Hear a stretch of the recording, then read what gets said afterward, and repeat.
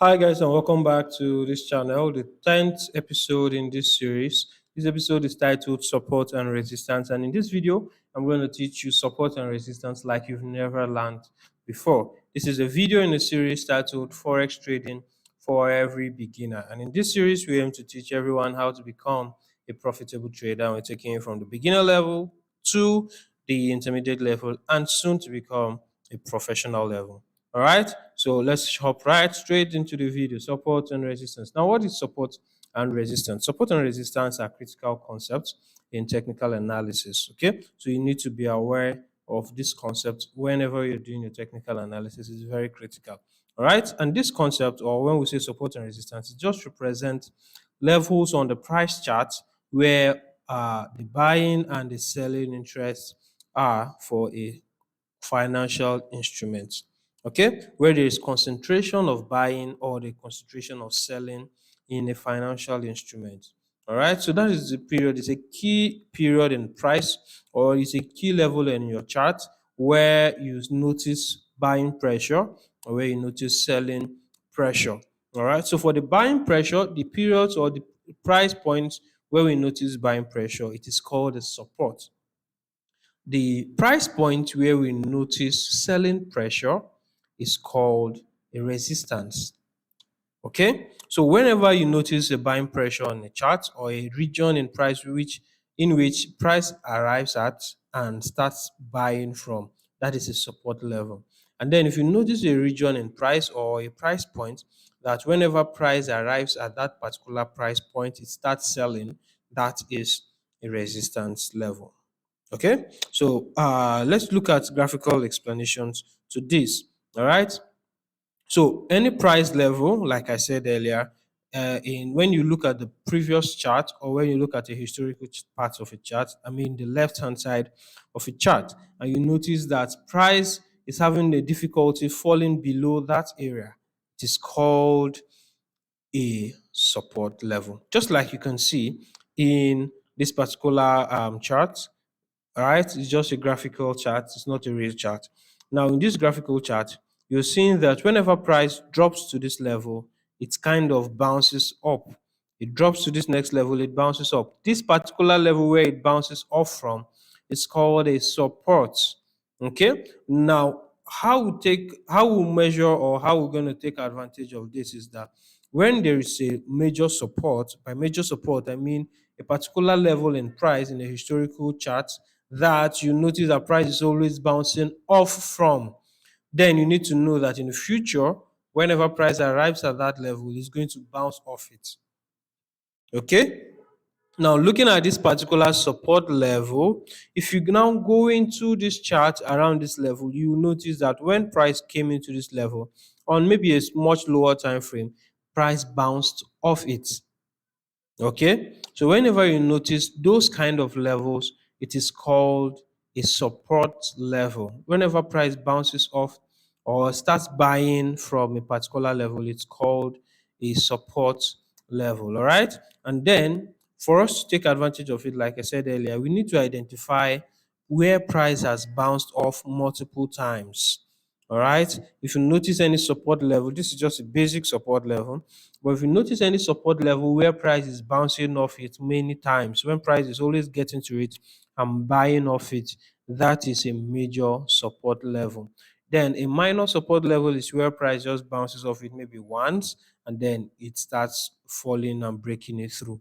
All right. So any support level that holds price more than once is a major support level. And you see this on main or mostly the higher time frames.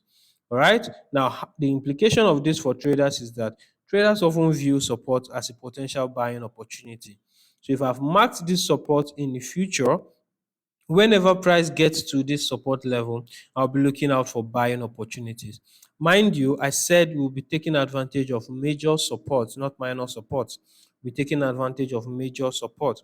So whenever I mark a level, when I look back in hindsight, or when I look historically at the chart and I notice a level that is always holding price and making it to go back up, anytime the price approaches that level in the future, I'll be looking to take buys from that level. Okay, so that's for support. Now, for resistance, it's the opposite of support. So wherever price arrives at and we see selling pressure on that price point, that is a resistance. Okay. So see resistance as a point that is resisting price from moving upwards, and support as a point that is resisting price or that is supporting price from breaking further downwards. Okay. Just like in support, we observe places where there are multiple resistances. Okay. So we're observing multiple instances of a pressure of or price, or a pressure to price to go downwards, a pressure on price to move further downwards. When we see that happen multiple times on a higher time frame, then you can mark that level as a major support level. Okay, so we hope this is clear. So this is just the basic of support and resistance. So let's take a few examples and we'll wrap up the video. Now, if we see a price moving this way, and anytime it gets to this level, you see it bouncing back off. Anytime it gets to this level, it's bouncing back off.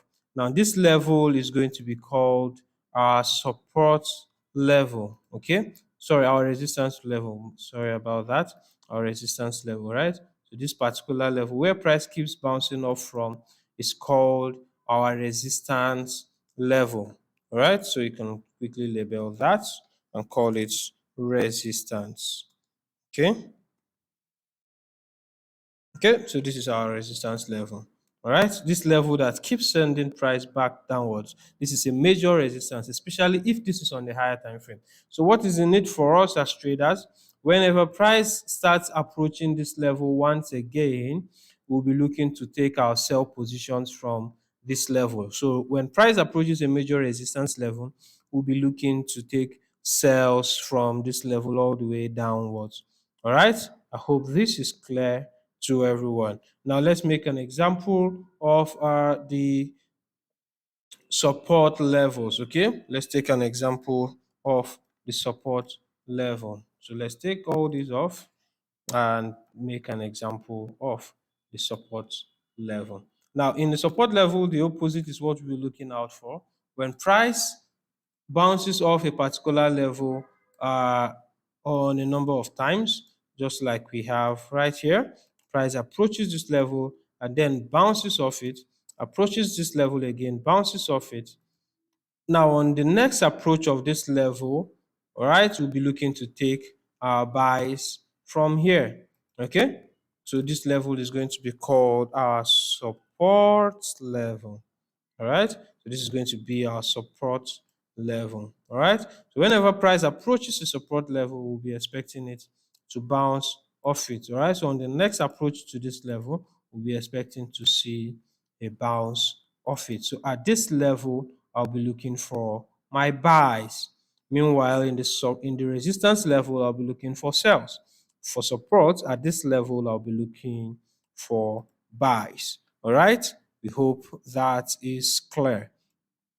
Okay, now we'll be asking ourselves what is the need for us as traders? What do we need to do or to have in mind as traders while trading supports and resistance? So, a few key things that I think you should take note of when trading support and resistance. The first one is that its role of reversal. So once a support level is breached, it may turn into a resistance level and vice versa.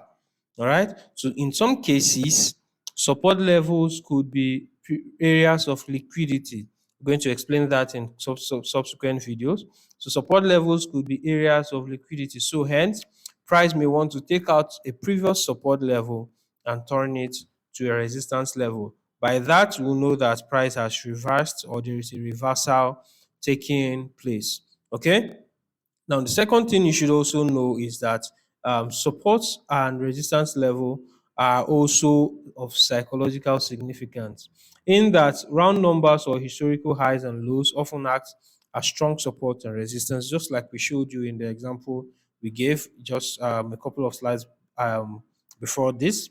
Okay, so when you notice support and resistance on higher time frames, they can become strong psychological levels, in that in the future, whenever price approaches those levels, it will react to it. And the last one is that it can be dynamic in nature.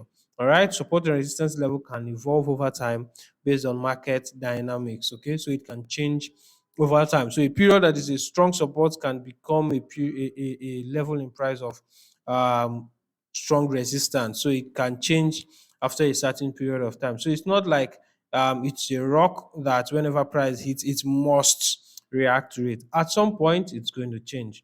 All right. But when you're taking advantage of it, take advantage of it for the first 2 or 3 times. So after price has created a major support and then it has reacted off it the first time, and the second time you should not be looking to take advantage of it. But it's not something that's going to last forever. At some point, it's going to break out. All right. So you should also have that in mind. So when you're taking advantage of support, take advantage of it not more than 2 times. All right. If you take advantage of it the first time and the second time, that should be enough. Do not take advantage of a support or resistance level more than 2 times. Okay. We hope this video was helpful. If it was, as usual, click on the like button and share these videos with your friends. If you've not subscribed to this channel, kindly subscribe to this channel so that we'll keep giving you quality videos and educational materials like this. Until next time, we wish you good luck and good trading. Cheers and God bless, guys.